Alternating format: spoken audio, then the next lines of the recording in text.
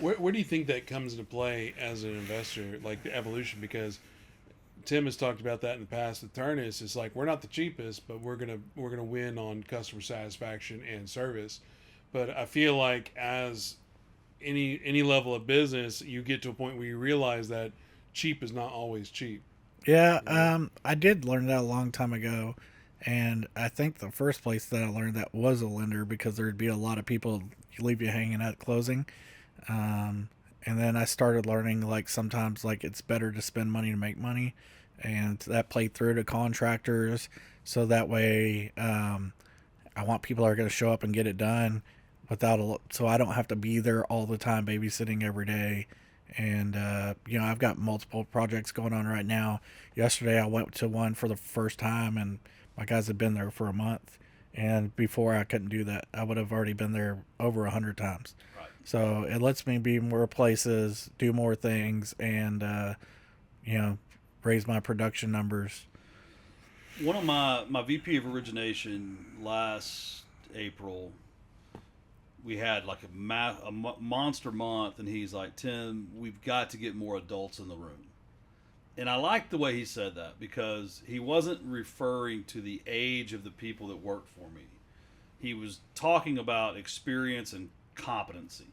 And since then, I've brought on a chief operating officer and a chief strategy officer, and we're hiring a chief financial officer. And I was sharing with someone like, the executive team at my company, it's a line item that, it has two commas.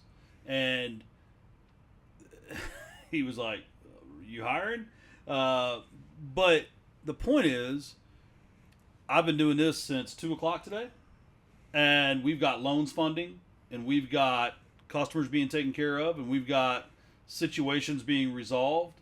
And I have highly competent, trustworthy people that allow me to do this. And I think what you're saying is obviously there's phases, right? We talked about the phase where you had an extra $50 at the end of the week as a plumber, and you went and bought 3 tiles and went and put them in and went to bed, right? Yeah. And was scared about that, and you cried when you made your first flip. And now you're talking about a blind offer, 250,000 cash, and on a commercial strip center that you don't even know who's going to fix what or what needs to be fixed. Never seen it before or anything. And I see that in the group too, because like there's people that'll be on the group, and somebody will be like, "Hey, I need a plumber or I need a painter or something," and there's always like 4 people are like, "You don't need to pay somebody for that. You could do it yourself." And I'm like, maybe people don't want to. Like I don't do my own plumbing. Like there's you get to a stage where I could go do that, and I could save $1,000, or I could go buy 3 more properties and make $1 million. But here's the question. How bad is your plumbing company if you can't find someone else to do it for cheaper? And here's what I mean. A friend of mine owns a very large plumbing company in DFW that was sold to private equity, and he still has a partial interest in.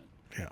And when he and I were talking about it, and he built a multi-million-dollar home in the DFW area, and he did not use his company to plumb the house because he has his business running so efficiently.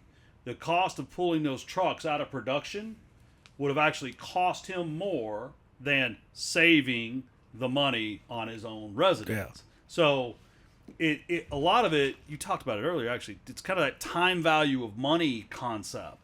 I get into it a lot with me because with all the experience I have in construction, I grew up working on houses, and then I flipped so many houses, right? You just kind of can solve any problem. And oftentimes it becomes like a struggle with me and my wife. She'll be like, this is wrong. Can you help me? And the propensity is to say yes, right? Because it's my wife and it's my business and it's my houses. But when I'm working on a $500 issue, there's a $5 million issue I'm not working on, right? And so people have to, it's been an evolution for me as a leader, as an entrepreneur over the last several years, saying no to things.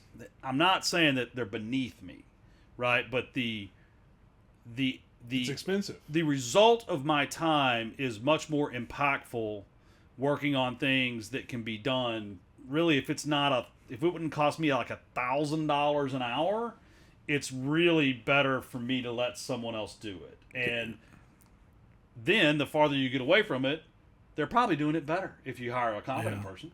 With the exception of property management, I agree.